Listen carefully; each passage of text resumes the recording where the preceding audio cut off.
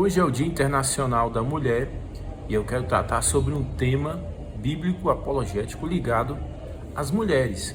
Seria a pergunta: será que a Bíblia é machista como alguns acusam? Ou será que esses críticos da Bíblia é que são radicais? É o que nós vamos ver no vídeo de hoje. Você está no Ministério Jovens Bíblicos. Se você gostar do nosso vídeo, não deixe de ao final de realizar a sua inscrição.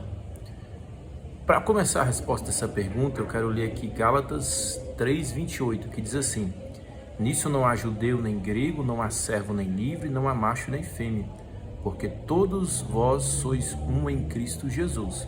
Embora a gente saiba que biologicamente existem certas diferenças entre os homens e as mulheres, como por exemplo força física, os homens tendem a ter mais força física do que as mulheres tendem a ter mais percepção espacial do que os homens, entre outras diferenças.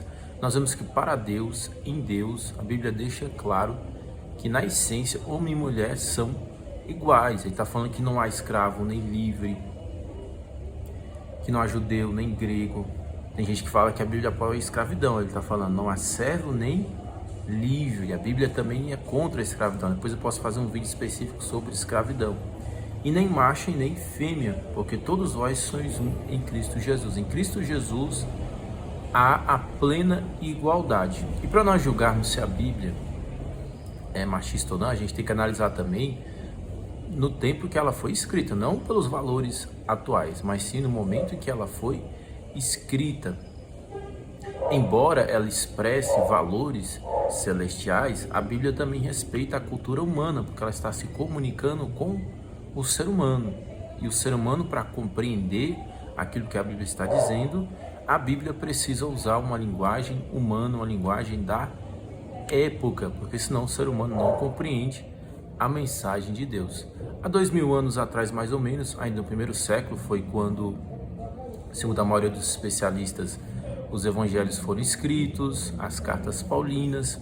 Naquela época, por exemplo, se você fosse um rabino judaico, um mestre da lei, sequer um sacerdote, sequer podia falar com mulheres em público. O testemunho das mulheres não era aceito em tribunais. Naquela época tinha-se uma mentalidade muito diferente da que nós temos hoje.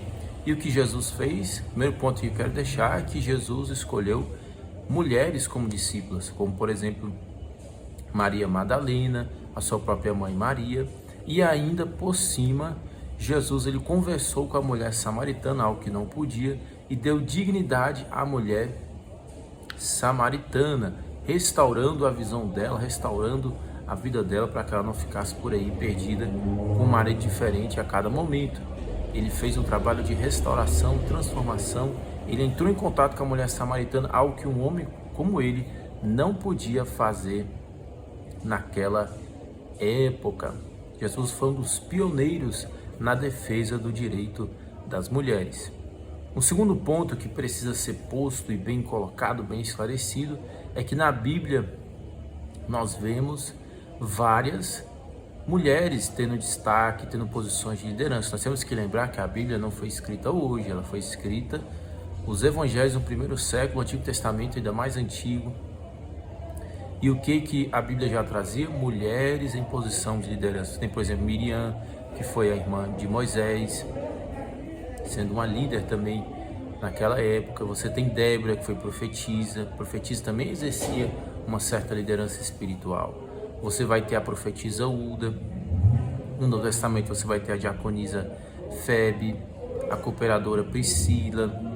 Você vai ter a mãe de Jesus. Você vai ter, no caso também, Maria Madalena, sendo discípula de Jesus. Você vai ter a profetisa Ana. Você vai ter várias mulheres tendo funções, tendo destaque no reino de Deus, em uma época que era difícil mulheres ter esse destaque. Lembre-se, nós não podemos julgar a Bíblia como se escrita hoje. Ela foi escrita já há um bom tempo. E mesmo assim nós vemos a Bíblia tratar as mulheres com igualdade, a Bíblia tratar as mulheres com dignidade. Nós vemos já na criação o que Deus vai dizer: farei para ti uma auxiliadora idônea. Idônea significa igual, da mesma natureza, da mesma essência. Embora haja diferenças biológicas, já citei algumas, na essência, homens e mulheres são iguais. Nós não estamos falando de um documento, de uma tradição que foi escrita por Moisés já há bastante tempo. Existe ali uma certa discussão quando bem foi escrito o Gênesis, mas é algo antes de Cristo, é algo bastante antigo. Não foi algo escrito hoje, nos dias atuais. E lá atrás, antes de haver, por exemplo, direitos humanos, antes de haver Constituição Federal, antes de haver o conceito que nós temos hoje, feminismo, antes de haver tudo isso, um documento bastante antigo, histórico, que é a Bíblia Sagrada Espiritual, Deus já estava dizendo que homem e mulher são iguais.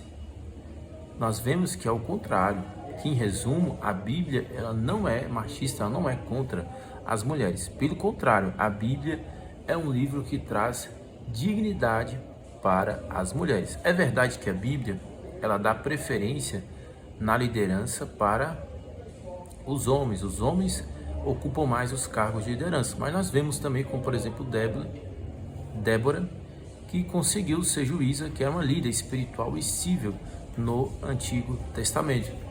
Em muitas situações, as mulheres também ação de liderança. Ser profetisa já é também uma certa liderança, uma liderança espiritual, uma liderança na orientação espiritual, mas é também uma espécie de liderança. Então você vê a Bíblia ali dando também espaço para as mulheres, considerando as mulheres de forma igual. Eu espero que você tenha entendido esse vídeo. Se você tiver gostado, não deixe de continuar nos acompanhando.